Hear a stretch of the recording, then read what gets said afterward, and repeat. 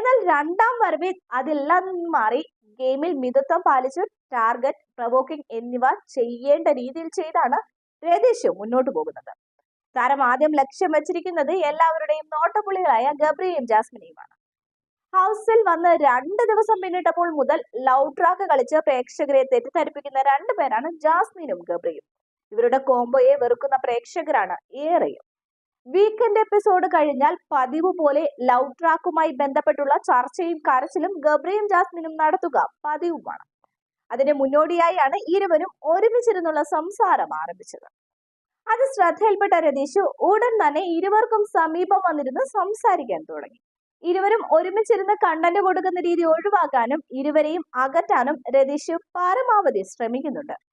അങ്ങനെ ജാസ്മിനുമായി ഹാളിൽ സംസാരിച്ചു കൊണ്ടിരുന്ന ഗബ്രിയെ പ്രവോക്ക് ചെയ്യുന്ന രതീഷിന്റെ വീഡിയോയാണ് വൈറലാകുന്നത്. എന്നാൽ ഗബ്രിയെ